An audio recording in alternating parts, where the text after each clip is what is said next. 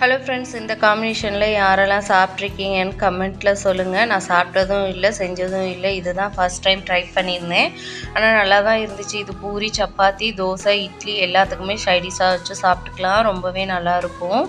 அதுக்கு கறியை ஒரு 1/4 கிலோ போல் கொத்தி வாங்கிட்டு வந்துட்டேன். மட்டன் கீமா தான் செய்யறதுக்கு ரெடி பண்ணிக்கிட்டு இருந்தேன். 2 பெரிய வெங்காயத்தை சாப்பரில் போட்டு நல்லா சாப் பண்ணி வச்சுக்கிட்டேன். ஒரு மீடியம் சைஸ் தக்காளி எடுத்து குட்டி குட்டியாக நறுக்கி வச்சுக்கிட்டேன். பேனில் இப்போ ஹோல் கரம் மசாலா ஸ்பைசஸ் போட்டுட்டு உரிஞ்சதுக்கப்புறம் நம்ம சாப் பண்ணி வச்சுருக்க ஆனியன், டொமேட்டோ இது ரெண்டையும் நல்லா வதக்கிட்டு அது கூட இஞ்சி பூண்டு பேஸ்ட்டு, கருவேப்பிலை, மிளகாத்தூள், மல்லித்தூள், மஞ்சத்தூள், உப்பு, கரம் மசாலா எல்லாம் போட்டு நல்லா எண்ணெய் பிரிஞ்சு வந்ததுக்கப்புறம் 2 ஸ்பூன் போல் பெப்பர் போட்டு மூடி எண்ணெய் பிரிஞ்சு வந்ததுக்கப்புறம் கொத்தமல்லி தழை தூவி இறக்கணுன்னாக்கா சூப்பரான மட்டன் கீமா ரெடி ஆகிடும். இது தோசை மாவு இல்லை, சரி கடையில் வாங்கிட்டு வந்து தோசையை ஊற்றி வச்சு சாப்பிட்டாச்சு. சூப்பராக இருந்துச்சு. நீங்களும் ட்ரை பண்ணி பாருங்கள்.